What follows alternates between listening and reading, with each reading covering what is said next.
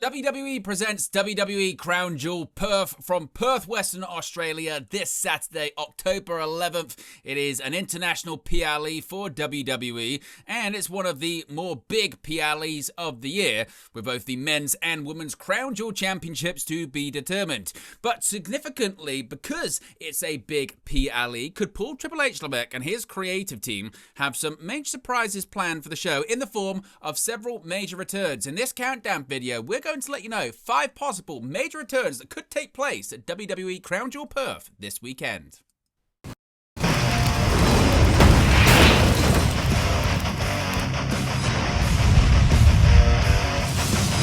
Hey guys, welcome back to Wrestling News 365. Hope everyone is doing very well. As always, there are plenty of stories to get into in the world of professional wrestling. And in this countdown video, we're going to be discussing 5 possible major returns that could be set to take place this weekend at WWE Crown Jewel Perth. As I mentioned in the intro of this video, WWE Crown Jewel Perth is set to emanate from the RAC Arena in Perth, Western Australia this weekend. Of course, it's a live PLE, an international PLE, which means it starts earlier for those in the United States, but maybe at a more preferable time for those around the world.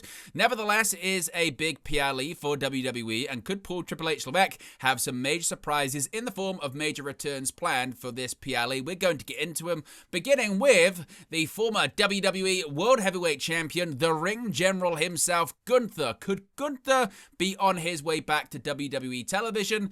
You would think so, wouldn't you? We haven't, of course, seen Gunther since he lost the WWE World Heavyweight Championship against CM Punk in the main event of WWE SummerSlam Saturday. Of course, that was in August. It was on the 2nd of August. It was at MetLife Stadium in East Rutherford, New Jersey. And as I mentioned, we've not seen Gunther since. And many people are wondering what Gunther's going to be doing when he comes back to WWE television.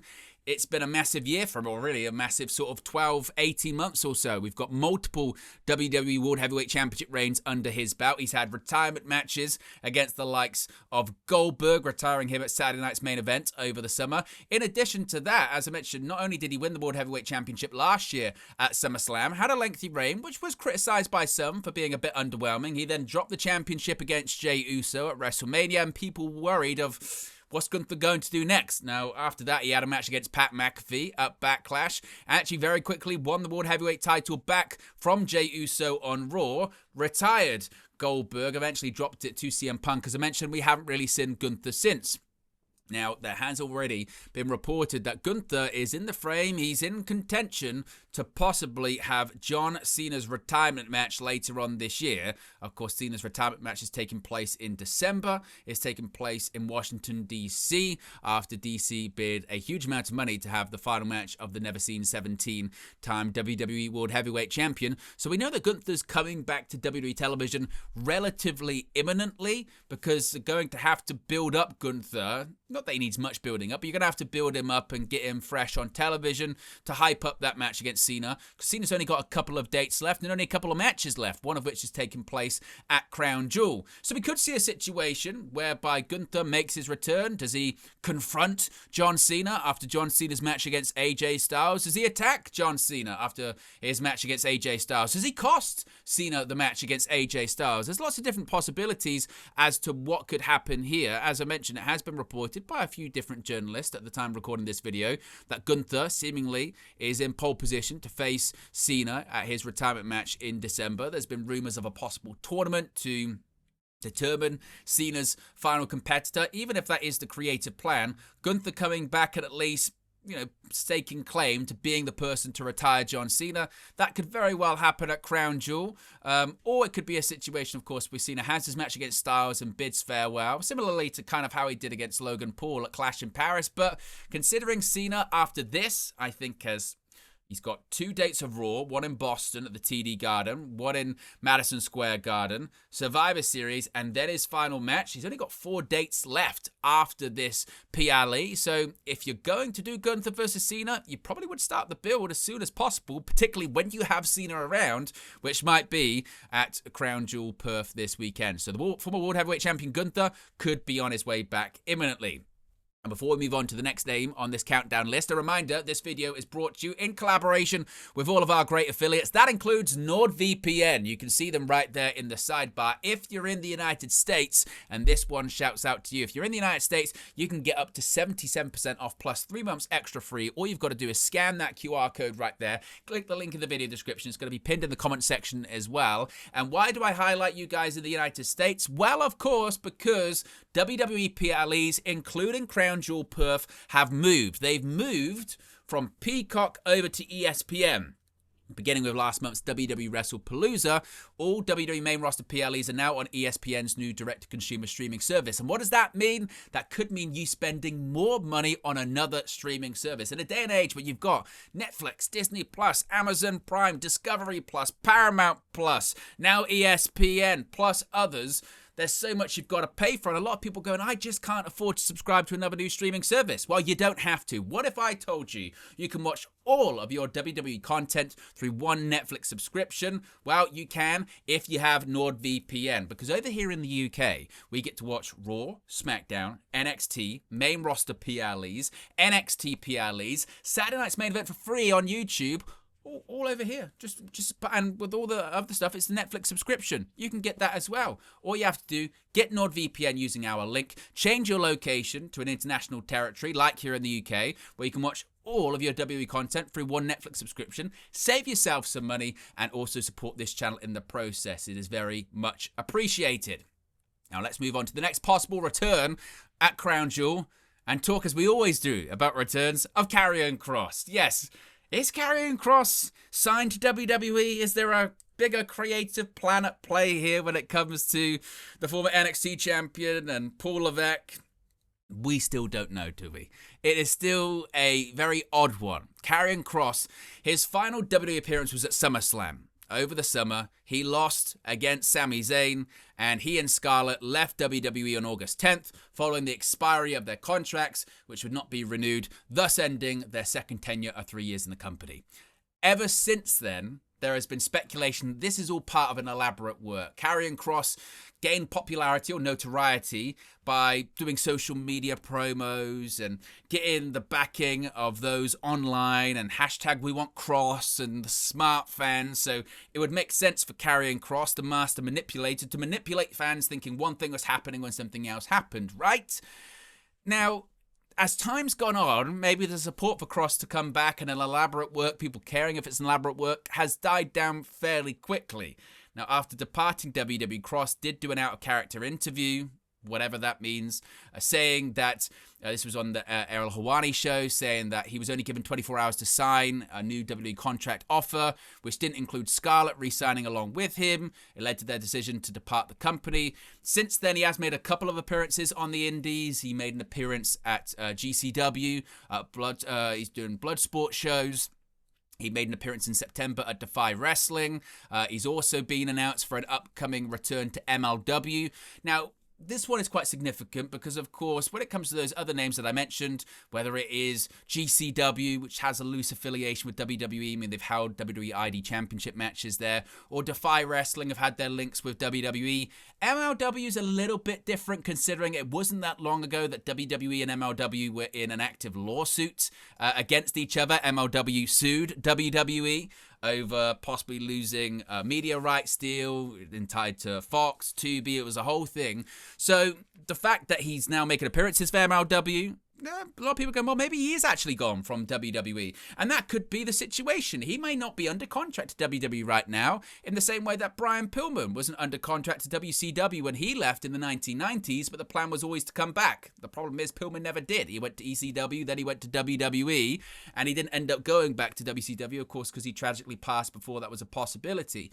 So there could be a situation. This is a very similar Brian Pillman-esque angle where he's not under contract to WWE, but there's an understanding he is going to go back.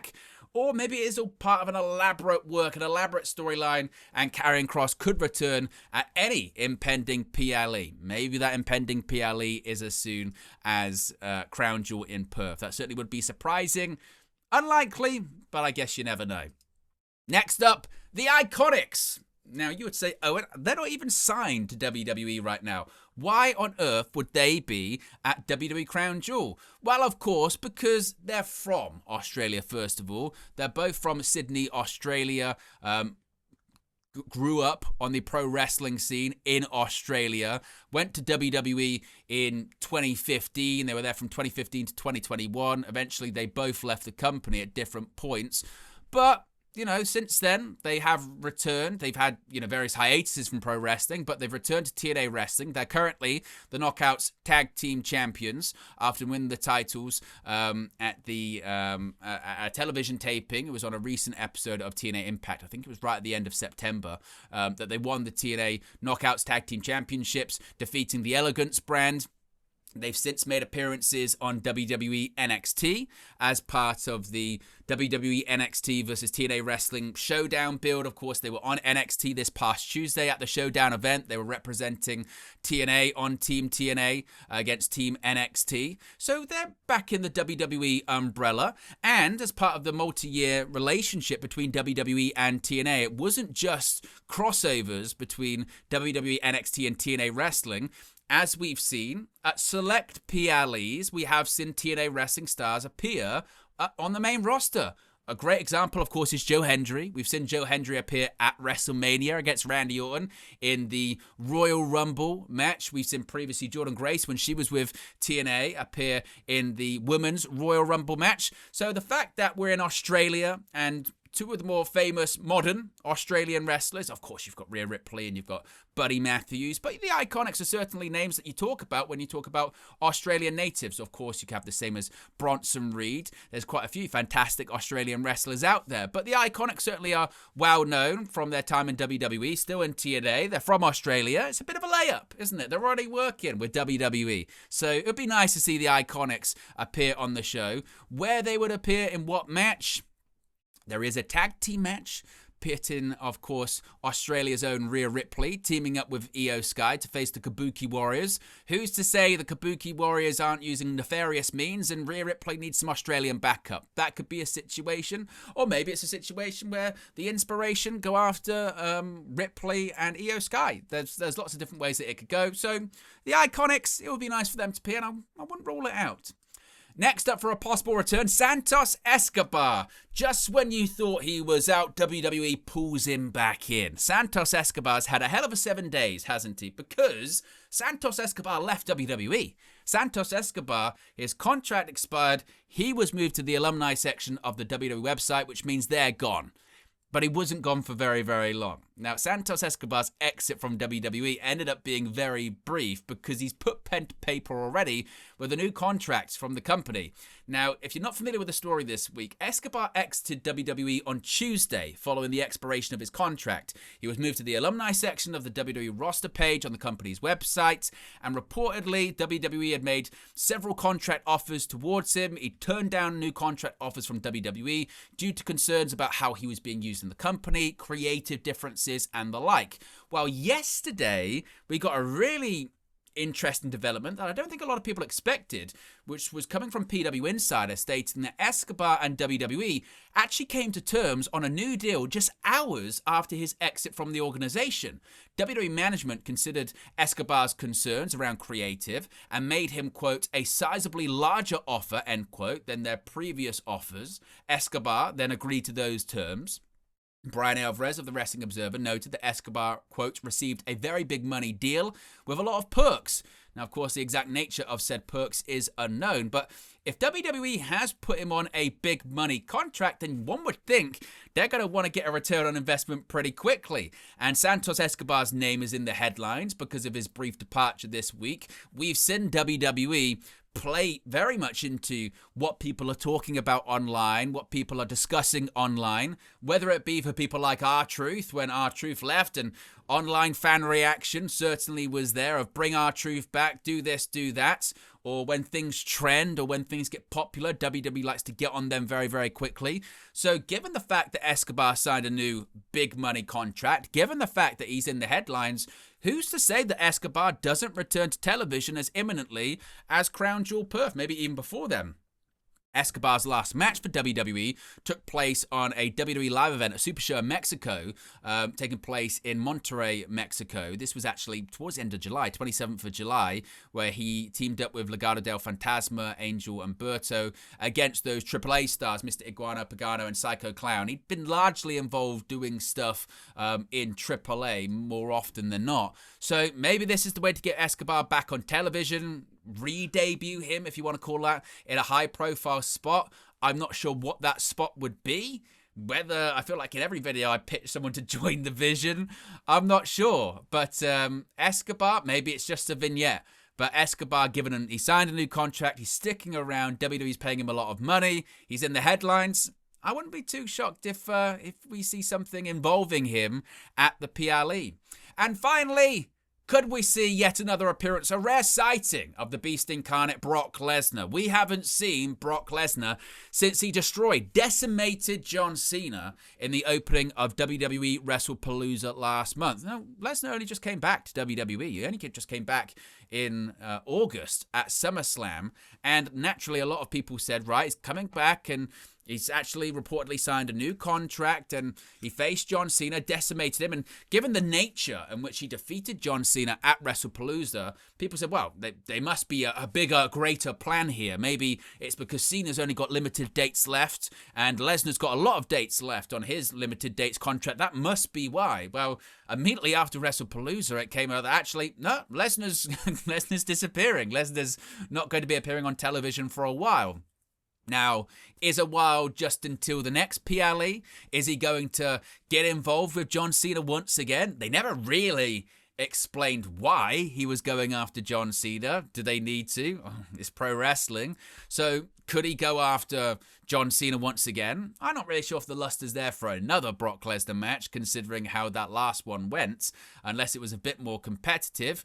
Maybe, of course, he could get involved in the men's crown jewel match. Of course, we know that the undisputed WWE champion Cody Rhodes is going up against the World Heavyweight champion Seth Rollins. The winner will be the men's crown jewel champion for the year, getting that giant championship that we saw debuted last year. We saw Cody Rhodes win the thing last year by defeating Gunther, so he's looking to go 2 years in a row. Meanwhile, Seth Rollins, he's looking to win it for the first time. And we have seen Lesnar's name dropped with these Rollins and Rhodes promos recently, with Rhodes trying to stir it up by sort of suggesting that despite the Oracle Paul Heyman being involved in the Vision, he's doing this sort of side thing with Brock Lesnar, and he's kind of, I guess, cheating on Seth Rollins and the Vision by affiliating himself with Lesnar. He wouldn't do that to Roman Reigns, blah, blah, blah.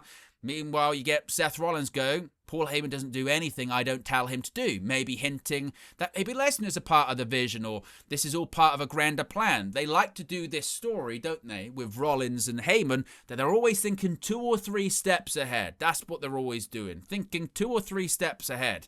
Now, they did it with CM Punk at SummerSlam, faking the injury, tricking people so nobody thought he was going to cash in. Maybe it's a similar situation here with Brock Lesnar. Maybe Heyman and Rollins have already thought a couple of steps ahead and they said, all right, at WrestlePalooza, I'll allow Paul Heyman to do your ring announcement against John Cena. The last time you two face off, I'll allow Paul Heyman to do your ring introduction. That's a favor, but I want a favor in return to cash in at another point.